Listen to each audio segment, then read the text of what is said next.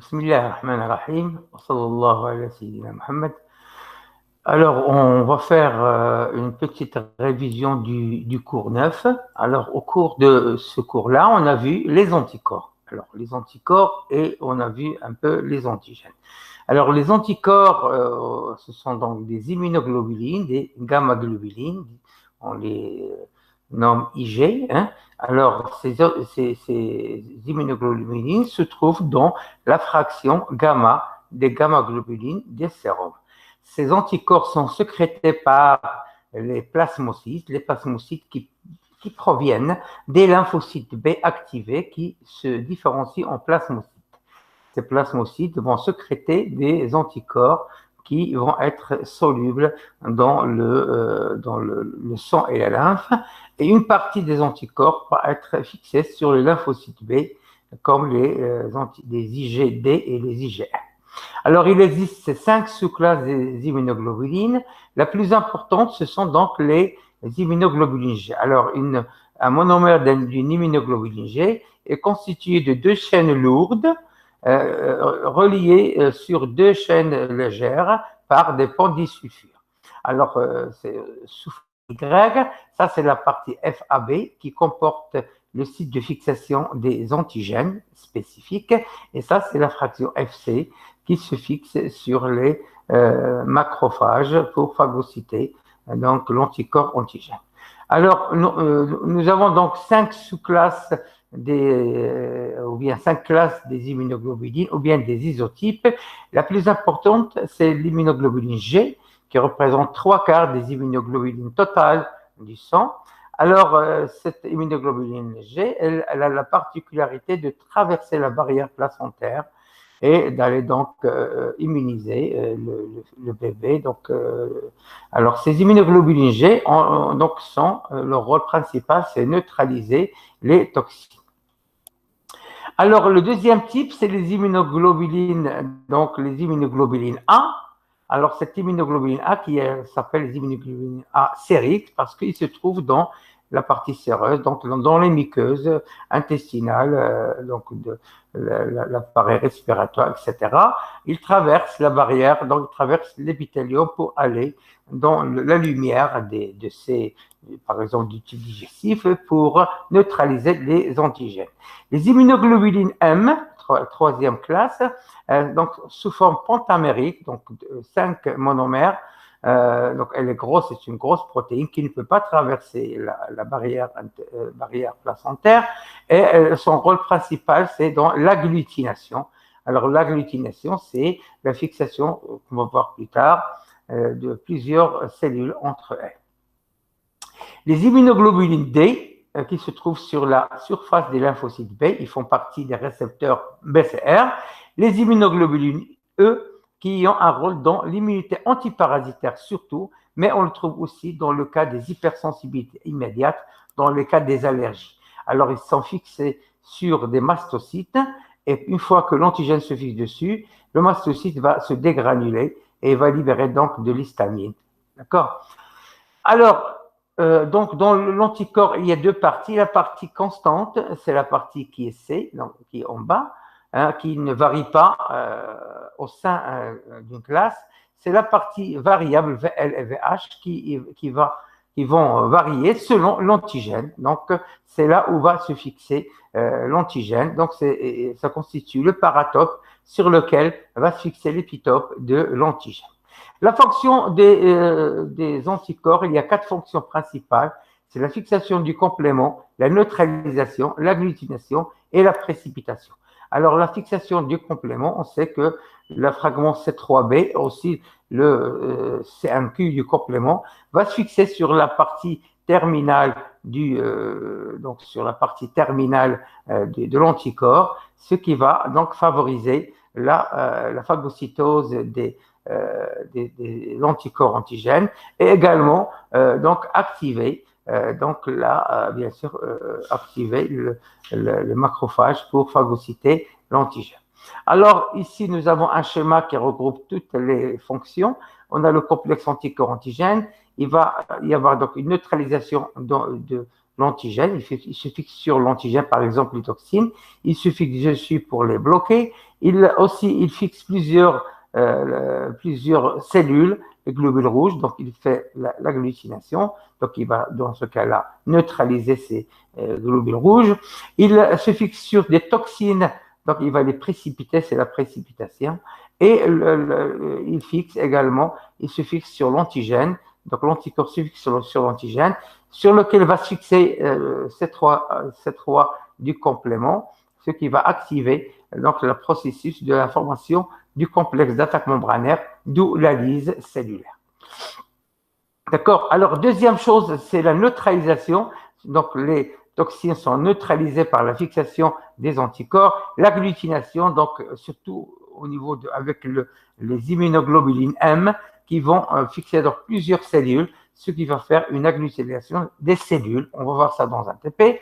Et aussi, donc, pour les petites molécules ou bien les petites protéines, il y aura donc une précipitation, donc plusieurs anticorps qui vont se fixer sur plusieurs antigènes, ce qui va précipiter.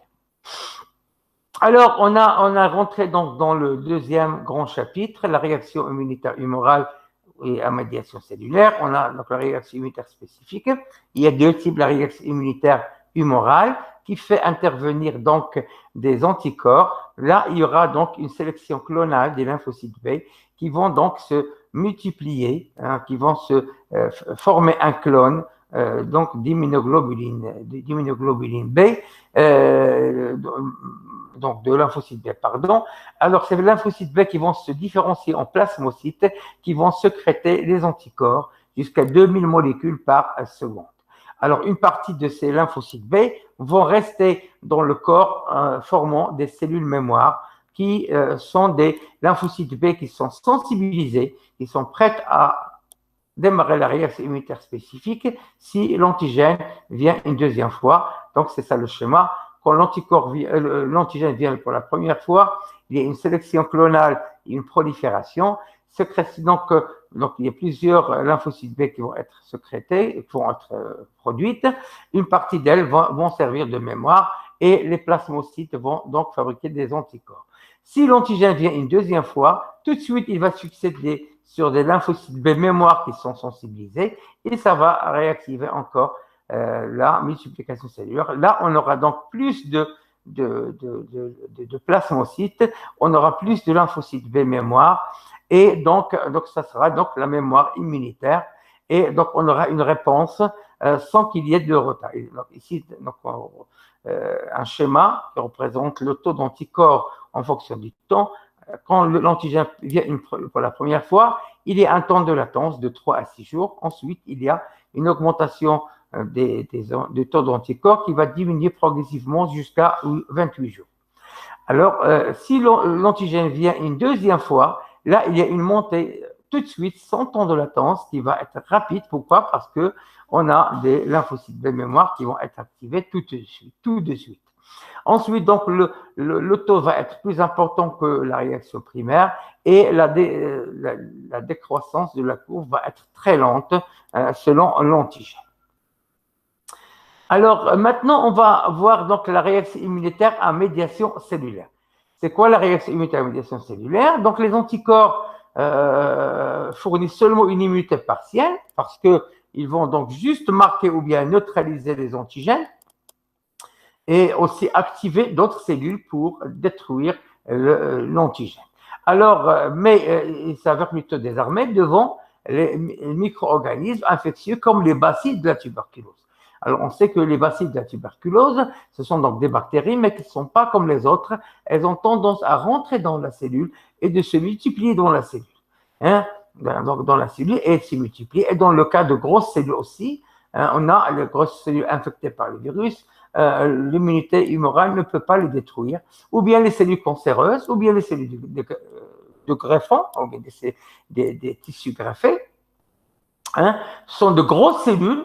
Les cellules phagocytaires, les cellules naturelles ne peuvent pas détruire ces cellules, on ne peut pas les phagocyter parce qu'elles sont grosses par rapport aux cellules phagocytaires qui sont toutes petites. Alors dans ce cas-là, il faut développer une autre immunité qui n'est pas l'immunité humorale, mais qui est l'immunité à médiation cellulaire.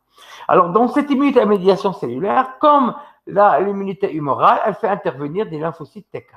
Mais la particularité de cette immunité à médiation cellulaire, c'est qu'elle va développer, elle va donc faire intervenir des lymphocytes T8 qui possèdent donc des déterminants CD8. Alors, ces récepteurs de la membrane plasmique sont des glycoprotéines qui diffèrent des récepteurs TCR. Ils jouent un rôle dans les interactions qui s'établissent entre les cellules ou entre une cellule et des antigènes étrangers. Les lymphocytes T4, CD4 sont surtout des lymphocytes auxiliaires. Helpers, ça veut dire qu'ils vont aider, alors que la plupart des lymphocytes CD8 ou lymphocytes T8 sont des lymphocytes cytotoxiques. Alors, ces lymphocytes T, elles vont détruire la cellule tumorale ou la cellule infectée par le virus. Donc, il va y avoir une cytotoxicité. Alors, lymphocyte, dont le rôle consiste à détruire toutes les cellules de l'organisme qui comportent un élément étranger. Alors, si une cellule du corps est mutée, il faut donc la détruire. Alors, il existe également des lymphocytes suppresseurs, des lymphocytes T mémoire, hein, d'accord? Les lymphocytes T sont incapables de voir les antigènes libres solubles. Donc, on a dit que les lymphocytes T ne peuvent pas reconnaître les antigènes libres, contrairement aux lymphocytes B, qui a des récepteurs membranaires qui peuvent reconnaître l'antigène libre. Le lymphocyte T, il faut qu'une autre cellule qui lui présente l'antigène. Ce sont donc les CPA. Alors, c'est CPA qui vont présenter les antigènes dans des molécules de CMH. D'accord?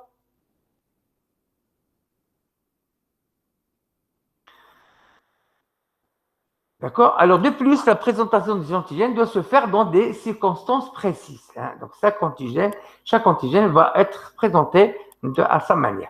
En conséquence, les lymphocytes T sont mieux adaptés aux interactions intercellulaires et la plupart des attaques directes contre les antigènes dont les lymphocytes T sont les médiateurs visent. Qu'est-ce que c'est que les cellules qui vont subir cette immunité à médiation cellulaire? Ce sont d'abord les cellules de l'organisme infectées par le virus. On sait donc que le virus va se fixer sur la cellule, d'accord? Il va injecter son génome, il va ou bien rentrer ou bien injecter son génome dans la cellule, qui va s'insinuer dans le génome de la cellule et la cellule va produire des virus. Donc, dans ce cas-là, pour détruire le virus, il faut détruire toute la cellule. D'accord? Les cellules aussi anormales, les cellules cancéreuses, donc c'est une cellule qui est mauvaise pour le corps, elle change d'identité, donc il faut la détruire, ainsi que les cellules d'un greffon. Si on greffe un morceau de tissu étranger, normalement, il va être rejeté. Deuxièmement, donc la reconnaissance de l'antigène et la restriction du CMH. Alors, la reconnaissance de l'antigène, comment elle se fait? Les lymphocytes immunocompétents sont activés lorsque les régions variables de leur récepteur membranaire TCR se lient à un antigène. Quand le lymphocyte T, par son récepteur TCR, se fixe sur un antigène, le lymphocyte T, il est activé. D'accord? Donc, au début, il est naïf, donc il n'a pas encore vu d'antigène, mais quand son récepteur se fixe sur un antigène, il va être activé. Le lymphocyte T doit accomplir une double reconnaissance. Hein. Il y aura une double reconnaissance. D'abord, une reconnaissance simultanée de l'antigène du non-soi. Hein. Donc, le récepteur TCR va reconnaître l'antigène du non-soi de façon spécifique parce que chaque lymphocyte T va reconnaître un seul antigène, comme pour le lymphocyte B.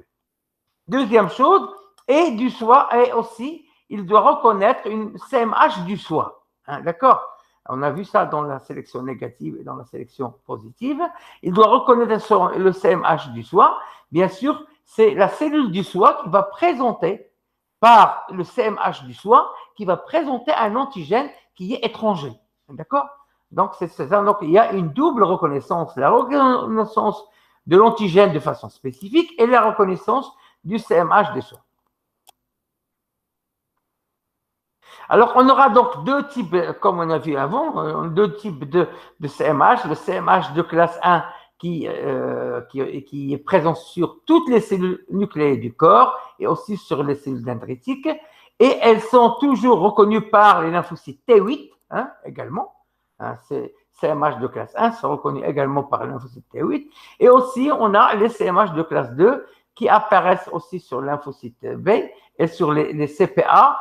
Et celles-là, elles vont donc donc présenter des antigènes qui viennent de l'extérieur, comme des bactéries. Donc là, c'est un petit peu un résumé de ce qu'on a dit. La moelle osseuse qui va donc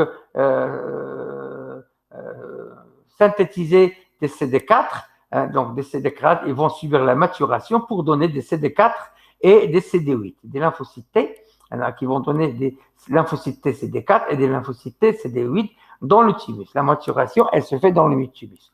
Ensuite, ce lymphocyte CD4, il va se lier à un CPA macrophage qui va présenter l'antigène dans un CMH de classe 2, donc ce qui va faire développer une réaction immunitaire, donc une sélection clonale et une réaction immunitaire humorale. Et dans l'autre cas, il y aura donc si dans le cas d'un virus ou dans le cas du cellule tumorale, il y aura également une simulation des CD8, donc c'est la CPA, la cellule de l'organisme, qui va présenter l'antigène dans un CMH de classe 1. Là, c'était dans la classe 2. Là, c'est dans la classe 1. Donc, c'est les cellules d'organisme qui vont présenter dans un CMH de classe 1 l'antigène qui est synthétisé à l'intérieur. Alors, celui-là ça va activer les lymphocytes T8. En plus, il y aura une coopération entre les lymphocytes CD4 et CD8 qui est essentielle pour la simulation des lymphocytes CD8. Ensuite, il y aura une multiplication, donc une sélection clonale et une prolifération au niveau de la lymphe et du nœud lymphatique. Ensuite, il y aura des lymphocytes T cytotoxiques qui vont être différenciés à partir des lymphocytes CD8 et une partie des lymphocytes T donc vont servir de mémoire. Et il y aura aussi une partie des lymphocytes T suppresseurs. Alors, donc le rôle des protéines CMH est essentiel. Elles fournissent le moyen de signaler aux cellules du système immunitaire que des micro-organismes infectieux se cachent dans la cellule. Alors ici, donc, il donne donc le signal d'alarme. Donc ces lymphocytes, ces CMH de classe 1, ils vont donner le signal d'alarme pour dire tiens, il y a un intrus à l'intérieur de la cellule, il y a quelque chose d'anormal à l'intérieur de la cellule, il y a une cellule qui n'est pas du soi, donc il faut la détruire toute la cellule. Donc c'est ce que ou bien ils vont dire cette cellule elle est du soi, donc il faut la laisser tranquille. Et si la cellule est exogène, donc ici l'antigène il est exogène ou bien endogène qui est modifié, il y a la sonnette d'alarme pour dire que l'antigène, il n'est pas à nous, donc il faut démarrer une réaction immunitaire spécifique. Donc, de deux façons, en se servant du site de fixation de l'antigène et en formant la partie du soi du complexe, soit non soit, que les lymphocytes doivent reconnaître pour être actifés. Là, donc, il y a une formation de complexe entre CMH de classe 1 et une cellule CD4 ou bien CD8 pour démarrer la réaction immunitaire spécifique à médiation cellulaire. Donc, il y a d'abord ce qu'on appelle la présentation de l'antigène qui s'effectue au niveau des organes lymphoïdes secondaires, par exemple une CPA, une cellule dendritique, ou bien un macrophage, ou même un lymphocyte B, ce qui va aboutir à l'activation des lymphocytes T8 et des lymphocytes T4. D'accord? Donc, il y aura les deux. Alors, le CPA, qu'est-ce qui va se passer? Il va produire l'interleukine 12. On a dit que ce sont des cytokines, une cytokine, les interleukines, qui va activer le lymphocyte T4. Alors, ici, donc, on a un macrophage, une CPA, qui va se lier au lymphocyte CD4 et donc la CPA, le macrophage, va sécréter l'interleukine 12 qui va activer le lymphocyte CD4. D'accord? Et permettre leur différenciation. Donc, cette CD4 va donc se différencier en lymphocyte donc lymphocyte TH1, donc qui vont simuler les macrophages donc par l'interféron gamma. L'interféron gamma, on a dit qu'il est sécrété par les lymphocytes TH et qui vont avoir un effet réciproque sur le lymphocyte, donc sur le macrophage pour l'activer. D'accord?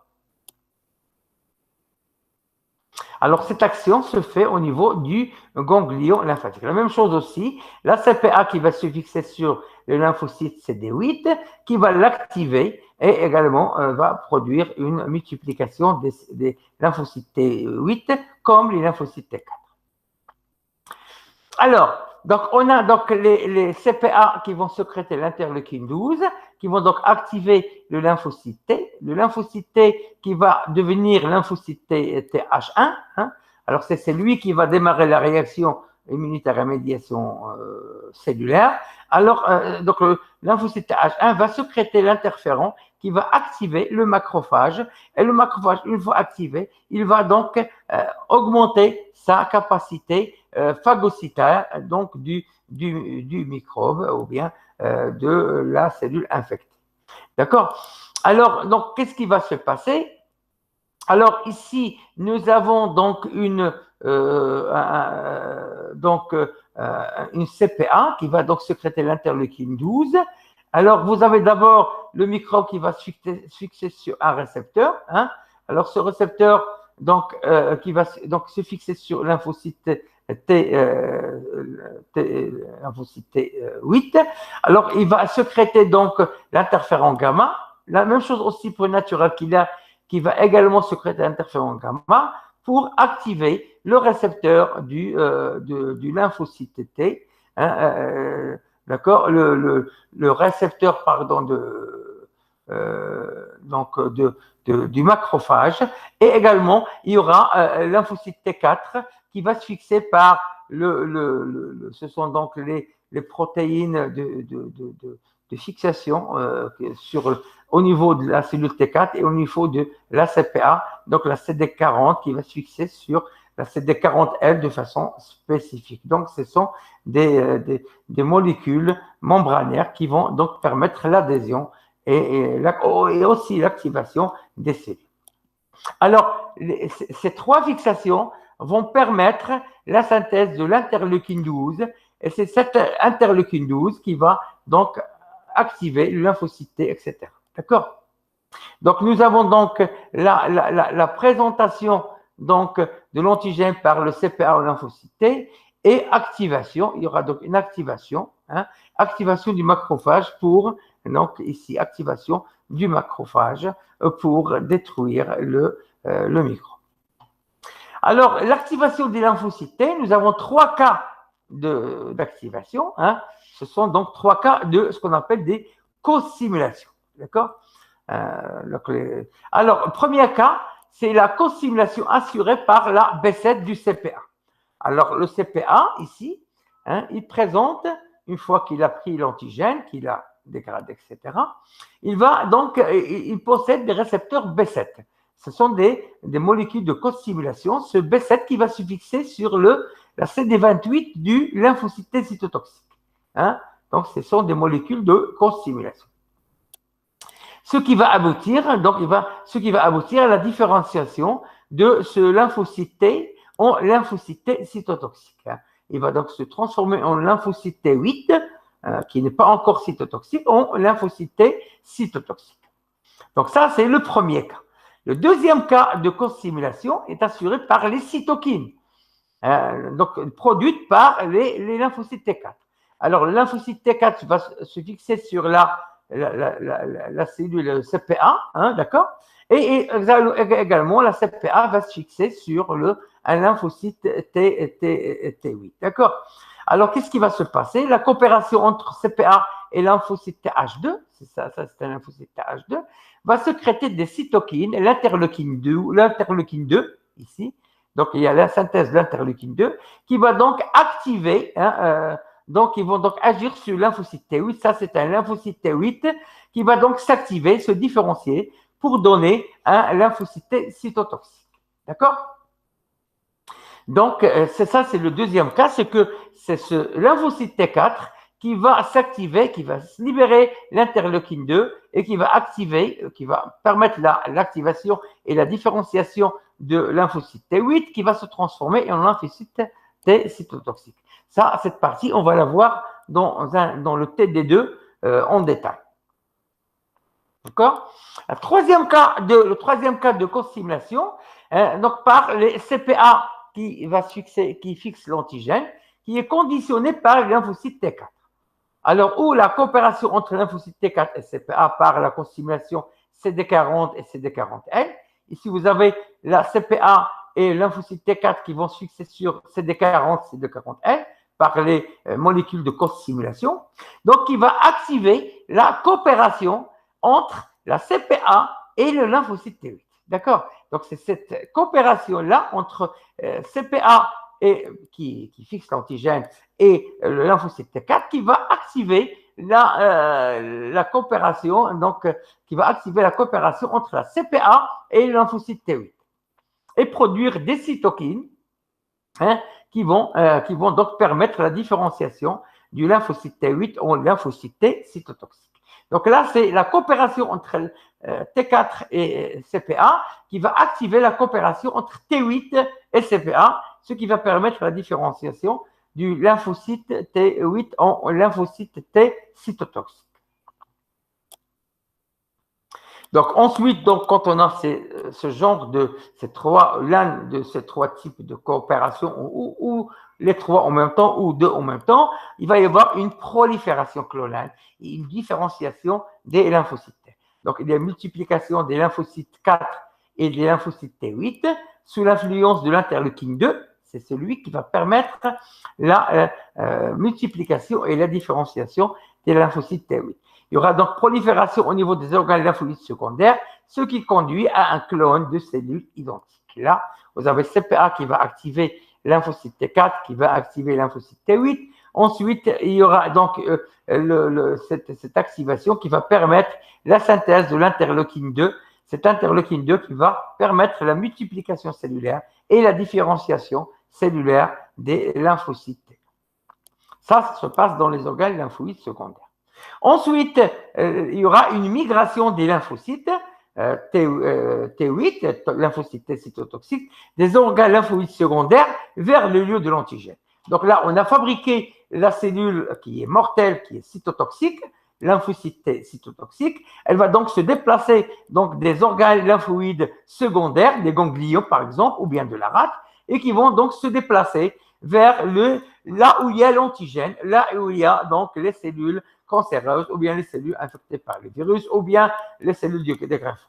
Alors, les lymphocytes TH et les lymphocytes T cytotoxiques vont donc passer des organes lymphoïdes vers les vaisseaux lymphatiques pour aller vers les tissus périphériques où se trouve l'antigène. Alors, conséquence, qu'est-ce qu'il y aura comme conséquence? Il y aura l'activation des macrophages et autres leucocytes.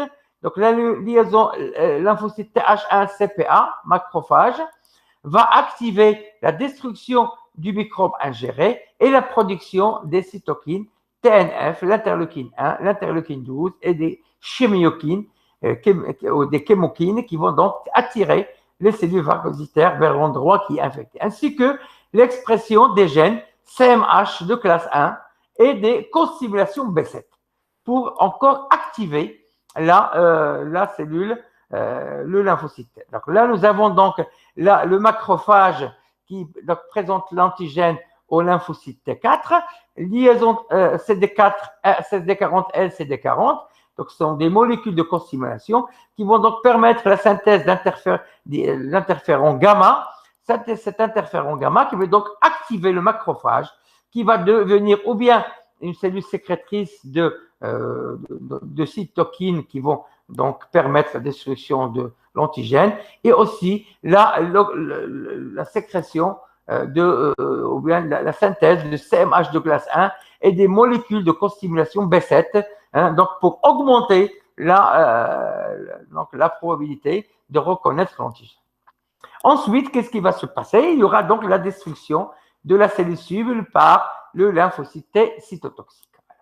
Alors, la reconnaissance des cellules cibles porteuses de l'antigène par le lymphocyte T CD8 ou bien lymphocyte TC va aboutir à sa destruction par le lymphocyte TC, par cytotoxicité. C'est ce qu'on appelle le phénomène d'apoptose. Alors, le phénomène d'apoptose, c'est la mort naturelle normalement qui existe dans les cellules naturelles, mais c'est la même chose que l'apoptose. Donc, il y aura une destruction de la cellule qu'il faut détruire par le lymphocyte T cytotoxique. Alors, comment ça se passe, cette destruction? Alors, nous avons donc un lymphocyte T4, pardon, un lymphocyte T8 qui est au lymphocyte T cytotoxique, qui va se fixer par son récepteur TCR sur la cellule cible à détruire. Donc, la cellule cible qui va présenter l'antigène ici en rouge sur son CMH de classe 1, elle va le présenter au lymphocyte T cytotoxique qui va la reconnaître de façon spécifique et qui va libérer des protéines comme des granzymes ou bien des perforines, qui sont des protéines qui vont faire des pores au niveau de la membrane de la cellule cible, ce qui va faire des trous au niveau de la membrane de la cellule cible, ce qui va faire ça, qui va provoquer sa destruction. Alors, si on voit cette partie-là de façon agrandie, on va voir donc le lymphocyte cytotoxique avec son noyau ici, avec ses vésicules qui contiennent des granules de perforine ou bien de granzymes. Une fois qu'il y a cette fixation, alors il y a libération de ces protéines qui vont donc former des pores ici au niveau de la membrane. Donc, c'est l'assemblage de plusieurs protéines, ce qui va faire des pores au niveau de la membrane ici et ce qui va faire des trous au niveau de la membrane. Donc, la cellule, elle va se détruire, elle va donc se vider de son contenu, ce qui va faire donc une nécrose de cette cellule.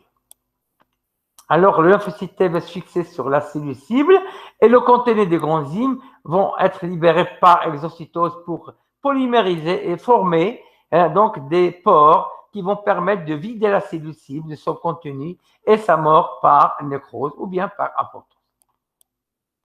Alors, il y a aussi le deuxième, ça c'est un premier mécanisme, c'est la destruction par les perforines qui se trouvent dans les lymphocytes cytotoxiques. Il y a un autre facteur qui va se faire aussi, c'est que l'activation du système FASL. Alors, ce système FAS qui se trouve sur la cellule CD8, nous avons donc des protéines de costimulation FASL. D'accord? Alors, ceux-là vont se fixer sur des FAS, donc des protéines de costimulation sur la cellule à détruire, la cellule cible.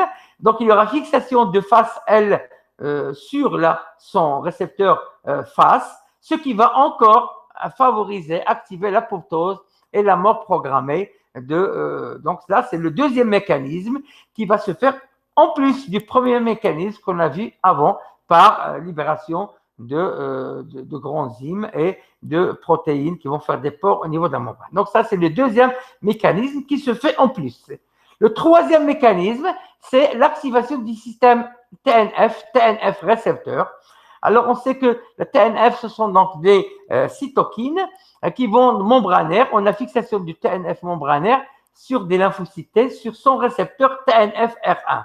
Alors, nous avons donc des récepteurs TNFR qui vont se trouver ici et nous avons le récepteur membranaire TNF qui va se fixer sur le TNFR, d'accord? Et cette fixation TNF sur TNFR, ça va encore permettre l'apoptose de la cellule. Donc enfin, après la destruction de la cellule cible, les débris. Donc là, il y aura donc trois mécanismes pour détruire la cellule. Le lymphocyte T qui va libérer son contenu, qui va faire des pores. Deuxième chose, c'est la fixation du FASL des molécules de costimulation qui va encore activer l'apoptose et la fixation de TNF membranaire sur le TNFR de la cellule cible qui va encore activer l'apoptose. Alors, ça, c'est un schéma que je ne vais pas en parler, vous pouvez le voir tout seul. Alors, ça résume un peu tout le mécanisme qui se passe quand un antigène rentre dans l'organisme, au niveau du ganglion, il est apporté par la cellule dendritique qui va activer lymphocyte T4, lymphocyte T8, et ce qui va aboutir à la fin à la destruction de l'antigène. Vous pouvez le voir à tête reposée. D'accord? Bon, alors là, on a fini un peu la réaction immunitaire à médiation cellulaire qui a pour but de détruire la cellule, qui a pour but de détruire la cellule cible, la cellule infectée par le virus, ou bien la cellule cancéreuse, ou bien la cellule d'un greffon, d'accord? Ou bien une bactérie, par exemple, de la tuberculose qui rentre dans la cellule. Alors maintenant, c'est le dernier paragraphe, et on va voir un schéma global qui va comment dirais-je, qui va regrouper toute l'immunité spécifique. Alors là, dans ce schéma, malheureusement, je ne peux pas vous passer l'animation ici. Ce schéma-là, je vais vous donner l'animation de ce schéma-là dans l'annexe. Donc là, je vais juste résumer. Alors dans l'annexe, ça vous donne étape par étape. C'est plus joli à voir, mais là, je n'ai pas la possibilité de vous passer une animation. Donc vous pouvez la voir après dans l'annexe et ça va être clair. Alors tout d'abord, donc nous avons quand un virus rentre dans l'organisme, nous avons donc une partie qui va comporter la réaction immunitaire humorale, c'est cette première partie de gauche, qui va aboutir à la formation d'anticorps qui vont neutraliser l'antigène, qui va donc être détruit par la cellule phagocytaire. Et dans la deuxième partie, c'est que le virus, quand il va rentrer dans une cellule, on va avoir une cellule infectée par le virus qui va synthétiser des virus qui vont être présentés à l'extérieur. Ces virus-là vont être reconnus par lymphocyte T4. Il va y avoir donc une prolifération chloranoïde, une différenciation, etc. Et il va également activer un lymphocyte T8 qui va être activé également par lymphocyte T4 pour aboutir à un lymphocyte T cytotoxique qui va détruire la cellule cible et le débris vont être détruits par la cellule phagocytaire. Alors tout d'abord, on va voir la partie réaction immunitaire humorale. Donc je vous rappelle que dans le cas d'une bactérie, vous avez seulement une réaction immunitaire humorale. D'accord? Il y a donc cette partie-là. Mais pour un virus, il peut être libre, il peut être reconnu par un lymphocyte B, donc il va démarrer la réaction immunitaire humorale et il va entrer dans la cellule, il va démarrer donc, la cellule va être infectée, qui va démarrer une réaction immunitaire à médiation cellulaire. Donc on va d'abord parler de cette partie-là humorale, et je vous rappelle, vous pouvez la voir en animation, c'est plus joli, donc vous pouvez voir étape par étape. Alors quand le virus il va rentrer, il va y avoir une sélection clonale, sélection d'un lymphocyte B spécifique du virus qui va donc être activé. Ensuite, il va être activé par lymphocyte T4. Le lymphocyte T4 qui va donc subir une multiplication, etc. Et le lymphocyte B activé va subir une prolifération clonale. Donc, on va avoir plusieurs lymphocytes B avec une partie de lymphocytes B qui vont être de mémoire. D'accord? Et les lymphocytes B vont se différencier en plasmocytes qui vont sécréter des anticorps. Ces anticorps vont se fixer sur leur antigène et le complexe anticorps-antigène va être reconnu par la cellule phagocytaire qui va les détruire. D'accord? Donc ça, la partie A, c'est la partie humorale. D'accord? Alors ça se passe pour les bactéries et ça se passe aussi pour le virus qui est libre. Quand le virus va infecter une cellule, la cellule va devenir infectée, donc il va démarrer une réaction immunitaire à médiation cellulaire. Là, la même chose, donc le lymphocyte T va être stimulé par le lymphocyte B qui va présenter l'antigène au lymphocyte T4, qui va donc démarrer une différenciation clonale, d'accord?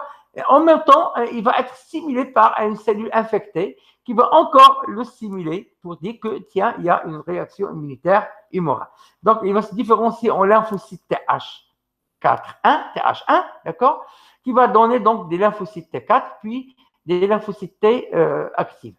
En même temps, donc, ce lymphocyte T4 va activer ou bien ces cellules cette cellule infectée va activer lymphocyte T8 qui va être également activé par lymphocyte T4 TH2, hein, d'accord, qui va donc, il y aura une sélection clonale, une multiplication, et aussi il y a des synthèses d'interleukines qui va permettre la différenciation du lymphocyte T8 en lymphocyte T cytotoxique. En plus, il y aura donc des lymphocytes T8 mémoire. Alors, lymphocyte T cytotoxique va donc libérer son contenu. Donc, il y aura donc les 3 mécanismes qu'on a vus avant, et il va donc permettre la destruction de la cellule cible infectée par le virus par donc apoptose, et les débris de la cellule vont être phagocytés par les cellules phagocytaires. D'accord? Alors, ce schéma-là, je vous rappelle, c'est un schéma qui regroupe les deux réactions immunitaires, la réaction immunitaire humorale et la réaction immunitaire à médiation cellulaire. Et donc, vous pouvez voir ce schéma étape par étape dans la partie annexe animation. Vous pouvez donc le revoir et le revoir tranquillement. Alors là, on a fini donc cette partie de la réaction, donc de l'immunité générale. J'ai essayé de simplifier au maximum, de ne pas vous donner trop de détails, de répéter plusieurs fois, de vous donner donc les choses essentielles, mais c'est beaucoup, beaucoup, beaucoup plus grand que ça. Mais je vous ai donné le minimum pour que vous puissiez le garder. Alors, j'espère que j'étais clair dans mes explications. Alors, je vous rappelle toujours, si vous avez des questions, vous pouvez toujours me contacter. Si vous n'avez pas compris quelque chose, vous pouvez revenir à l'arrière de la vidéo. Mais s'il y a quelque chose qui ne vous paraît pas très clair, vous pouvez me contacter, soit sur la plateforme, soit sur mon site personnel. Je suis prêt à vous répondre. Et donc, je vous souhaite une bonne continuation et je vous demande de bien réviser votre cours. Si vous avez des questions, vous me contactez. Je vous remercie. Salam alaikum.